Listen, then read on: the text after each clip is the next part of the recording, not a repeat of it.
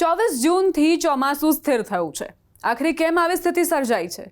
આખરે શું એવા પરિબળો છે આ નબળા ચોમાસાને લઈને તે આજે સમજવાનો પ્રયત્ન કરીશું। 24 જૂનથી ચોમાસું સ્થિર છે। 8 જિલ્લામાં પહોંચ્યા બાદ ચોમાસું આગળ નથી વધ્યું। આવતા 3 થી 4 દિવસ ચોમાસા માટે અનુકૂળ છે। ચોમાસું બેઠું ત્યાં પણ સારો વરસાદ નથી પડી રહ્યો। સૌરાષ્ટ્રથી અંદાજે 40 કિલોમીટર દૂર છે ચોમાસું અને અમદાવાદથી અંદાજે 200 કિલોમીટર દૂર છે। હવે આપ જે આ બ્લુ કલરની લાઈન જોઈ રહ્યા છો 24 થી 25 જૂન અહીં ચોમાસું સ્થિર છે, તે આગળ નથી વધ્યું। અને સામાન્ય તારીખની વાત કરીએ તો સામાન્ય તારીખ 20 જૂનમાં આટલા જિલ્લાઓ એ ચોમાસું કવર કરી લેતું હોય છે, 25 જૂનમાં આટલા જિલ્લાઓને કવર કરી લેતું હોય છે, પરંતુ 24 જૂન સુધી 24 થી 25 જૂન સુધી અહીં જ ચોમાસું સ્થિર થયું છે, તે આગળ નથી વધી રહ્યું। હવે એ ફેક્ટર્સ પણ જાણી લઈએ કે આખરે આ ચોમાસાને કેમ ગતિ નથી મળી રહી, કેમ તે પોતાની આળસ છોડવા માટે તૈયાર નથી। ચોમાસાને કોણે આખરે પકડી રાખ્યું છે તે સમજવાનો પ્રયત્ન કરીશું। પ્રશાંત મહાસાગરમાં અલ્નીનોનો જે ઉદ્ભવ થયો છે તે સૌથી મોટું કારણ છે। અહીં જે અલ્નીનો સર્જાયું છે તેના કારણે થઈને અને ભારતમાં સારી એવી સ્થિતિ નથી સર્જાઈ રહી ચોમાસાના પવનોની। વેપારી પવનો નબળા પડ્યા છે, જેને ટ્રેડ વિન્ડ્સ કહેવામાં આવે છે, તે નબળા પડ્યા છે। બંગાળની ખાડીના પવનોને તેના કારણે જોર નથી મળી રહ્યું। અહીંથી આવતા જે વેપારી પવનો હોય છે તે બંગાળની ખાડીના પવનોને અસર કરતા હોય છે અને ત્યારબાદ ચોમાસાને ગતિ મળતી હોય છે। વૈશ્વિક આબોહવા પર તેની વિપરીત અસર પણ જોવા મળી રહી છે। આ એક સ્થિતિ। હવે આગળ વધીએ અને બંગાળની ખાડીમાં જે ચિંતાજનક શાંતિ છે, જે વધઘટ થવી જોઈતી હતી તે નથી જોવા મળી રહી। એક પણ લો પ્રેશર સિસ્ટમ નથી સક્રિય। નૈઋત્યના પવનોને જે વળાંક નથી મળતો, કારણ કે લો પ્રેશર સિસ્ટમ સક્રિય નથી એટલે જ નૈઋત્યના પવનો જે છે તેમને પણ વળાંક નથી મળી રહ્યો કે તે વરસાદ પાડી શકે। અરબ સાગરમાં જોખમરૂપ શાંતિ છે। કોઈ પણ સાયક્લોનિક સર્ક્યુલેશન સક્રિય નથી।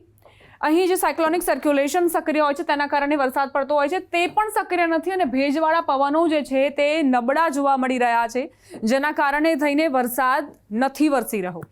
સૂકા પવનોનું જોર, નૈઋત્યના પવનોની ગતિમાં અવરોધ સર્જાયો છે। પહેલેથી જ હાજર જે સૂકા પવનો છે તે ભેજના દુશ્મન બનીને બેઠા છે।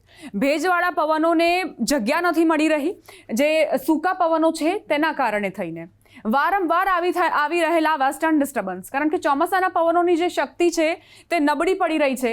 જમીન પર લો પ્રેશર ન બનતા ચોમાસાના પવનોની ગતિમાં અવરોધ સર્જાઈ રહ્યો છે। હવે આગળ વધી અને વાત કરીએ કે તિબેટમાં જે નબળું હાઈ પ્રેશર સર્જાયું છે, ચોમાસાની સાયકલ પૂર્ણ કરવા માટે આ જે તિબેટમાં હાઈ પ્રેશર છે તે મજબૂત સ્થિતિમાં હોવું જોઈએ કે જેના કારણે આ જે પવનો છે તે સાયકલ પૂરી કરી શકે। ભેજવાળા પવનોને પણ જગ્યા નથી મળી રહી અને એટલે ચોમાસાની જે સ્થિતિ છે તે અત્યારે નબળી જોવા મળી રહી છે। સોમાલી જેટના નબળા હોવાના કારણે પણ ચોમાસું ભારતમાં નબળું પડ્યું છે। હજુ પણ જોઈએ એટલી તીવ્ર નથી। સોમાલી જેટ જે છે તે અહીંથી અને ભારત તરફ પવનોને લાવતી હોય છે અને તે નબળા હોવાના કારણે પવનોને દિશા નથી મળી રહી। ભેજવાળા જે પવનો છે તે નથી આવી રહ્યા। ચોમાસાના પવનોને ધક્કો લગાવવામાં મુશ્કેલી પડી રહી છે। હવે આવીએ મસ્કરીન હાઈ પર, જે અહીંથી જ ભારત તરફ પવનો લઈને આવતી હોય છે।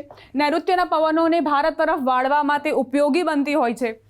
મળવો જોઈએ એટલો ધક્કો નથી મળી રહ્યો। આ મસ્કરીન જે હાઈ છે તેની સ્થિતિ પણ નબળી છે, એટલે જ આ જે પવનો છે તેને ધક્કો નથી મળી રહ્યો। હવે એમજીઓની વાત કરીએ। એમજીઓ પણ અનુકૂળ સ્થિતિમાં નથી।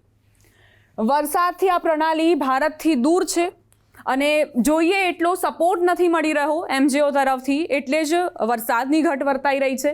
આઈઓડીની વાત કરીએ। આઈઓડી 1997માં પોઝિટિવ હોવાના કારણે જ અલ્નીનોની અસર ઓછી જોવા મળી હતી ભારતમાં, પરંતુ આ વખતે આઈઓડી હજુ પણ તટસ્થ છે, એટલે કે અરબ સાગરનો જે આ ભાગ છે તે ગરમ હોવો જોઈએ, પરંતુ એ ગરમ ન હોવાના કારણે અરબ સાગર બિલકુલ નિષ્ક્રિય છે, એટલે જ આઈઓડી તટસ્થ છે અને પોઝિટિવ બને તો જ વધુ ભેજ ભારત પર આવે અને વધુ વરસાદ પાડે। આ જે સમસ્યા છે તેના કારણે જ વરસાદની ઘટ વર્તાઈ રહી છે। તો ચોમાસાને આ જે તમામ ફેક્ટર્સ છે તે પકડી રહ્યા છે, તેના કારણે ચોમાસું હવે આગામી સમયમાં પણ બની શકે કે નબળા સંકેત આપે, નબળું રહી શકે, વરસાદમાં પણ ઘટ જોવા મળે।